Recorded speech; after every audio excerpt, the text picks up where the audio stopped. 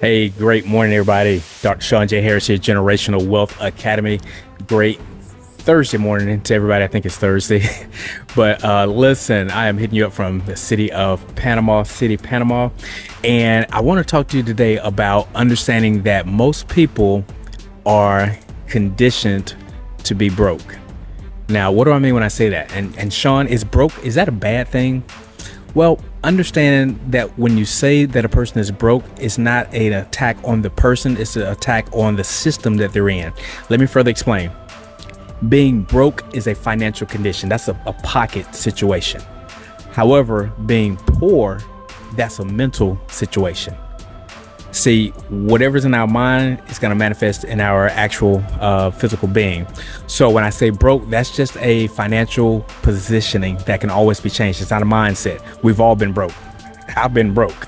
I remember getting coins out of the couch, out of the ashtray of my car.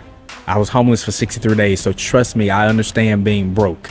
But poor is a mental condition that's going to take a lot of work. It's going to also take a lot of work to get out of the broke situation. But so what I want to talk about is understanding being programmed to be broke. Why do I say that? Well, when we go to school, we're conditioned. We're told what to do. Let me give you a scenario. Let's start back in the house before we even start school. We're told what to do by our parents. We're told what time to go to bed. We're told what time we're going to eat, take a nap, things like that. But then we go to school and we're handed over to the school system where now the teacher tells us what time we're going to eat, what time we're going to take restroom breaks, what time we're going to take recess or PE. So what happens is this is starting to condition us to become employees, which is where we're going to take our time in exchange for someone else's money. This positions us to be worker bees, working conditionally, working systematically, working methodically, all within a system that we typically don't have any control over. So then what happens after we get out of school, we then go to college or go into the workforce, and we start that monotonous process of what I call the 40-40-40 plan. That's where we work 40 hours a week for 40 years to retire on 40% of what we already probably couldn't live on in the first place. So what happens is we then go into a workforce, and then we're conditioned and programmed even further, and we're never able to think for ourselves. We're told what to do. You're told how to do the job, when to do the job, and how long you do the job, basically. So if you ever wonder why most adults have a difficulty when it comes to making decisions, this is why. It's because we've been programmed from the beginning to always be in a position where decisions are made for us, and there's very limited opportunities for us to make our own decisions. So that's why you will see a couple that want to go out to dinner that night, or what they're going to eat for dinner. They ask, hey, what do you want to go? I don't know. What do you want? I don't know. What do you want? So it goes back and forth because we're never really programmed to be self-sufficient and make our own decisions.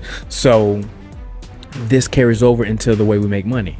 We're told, okay, you went to school, you have these type of grades. So this is the career paths that you have afforded to you. This is the type of money that's afforded to those career paths. This will also determine the neighborhoods you live in.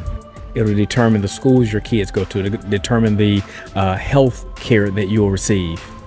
So what neighborhood you live in will determine the schools that your kids go to, which will determine the education they get, will determine what they become when they grow up. Typically, what they will become when they grow up, the type of money they'll make, the type of neighborhoods they'll live in will determine the type of schools their kids, your grandkids, will go to. So you see how that vicious cycle just continues repeatedly over and over and over.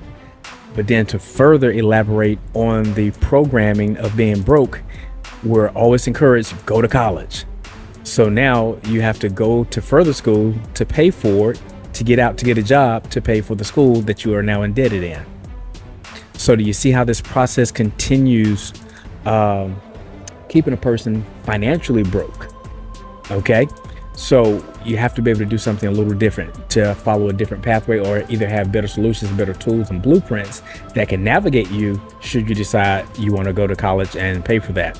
So these are things that we have to look at as we go from generation to generation. If this hasn't worked for our parents or grandparents' generation necessarily, that they are financially in the place they really want to be, debt free, And then we do the same thing in our generation, and then we expect our children and subsequent generations to do the same thing. How can we ever expect a different result? Now, I'm gonna give you one more step as I close out to show you even further how this is programming society to stay broke, is that being single is a industry. Well, Sean, what do you mean by that? You guys hear me talk about often about being married. I personally believe is the master cheat code when it comes to creating wealth. Why do I say that? When you have two different households, that's two different rents or mortgages. That's two different sets of furniture that needs to be purchased. That's two sets of everything. So again, being single actually is a huge industry. That's why it's encouraged. Just be single, find yourself, and all this kind of stuff. But being married, we put all that in the one household, and it affords us an opportunity to be able to use that capital elsewhere to be able to grow the money. Because I always talk about the 3 money rules. First, you got to be able to create income, typically a high income skill set. Secondly, we want to be able to hold on to the money, but we don't hold on to the money just to hold on and put it in a mattress or stuff it in a shoebox on the shelf.